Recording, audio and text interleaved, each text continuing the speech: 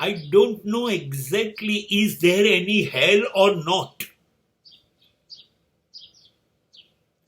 મને બિલકુલ ખબર જ નથી કે નર્ક જેવી કોઈ વ્યવસ્થા છે કે નહીં. હશે તો ધર્મ અને શાસ્ત્રની વાતો કરનારાની વાતોમાં હશે. મારું એવું પ્રબળ માનવું છે કે આ પાપી અને નર્ક નામની વ્યવસ્થા છે એ આ પૃથ્વી ઉપર જીવતા માણસો રાક્ષસ ન બને, જંગલી ન બને એ માટે ગોઠવાઈ હશે. એનું નામ નર્ક હશે. પણ એ તો મૃત્યુ પછી. પણ હું માનું છું કે આ જે લોકો પાપી આપણે કહીએ છીએ, નીચ હલકટ, આ લોકો બીજા લોકો માટે અહીં જ નર્ક પેદા કરે છે.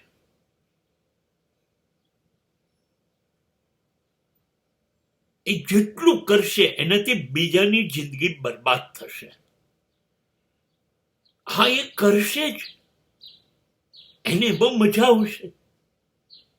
એટલે બીજા લોકોની જિંદગીને તો એ નર્ક અહીં જ બનાવે છે, મર્યા પછી નહીં. પણ એ જો એમ સમજતો હોય બહુ બહાદુર છે, એ કોઈથી ડરતો નથી, એ બીજા બધા લોકોને નર્કના રસ્તા પર નાખી રહ્યો છે, તો ભૂલ છે સાહેબ. તમે તમારું પણ નર્ક અહીં જ તૈયાર કરો છો એવું ના માનતા મૃત્યુ પછી જવાનું છે અને ત્યાં તમને નર્કમાં યમદૂતો લઈ જશે એવું ના માનતા. દરેક કર્મ એની સજા અહીં જ કરવાનું છે. તમે બાવળિયા વાઈ રહ્યા છો ખોટું કરીને, તો કાંટા તમને વાગવાના જ છે.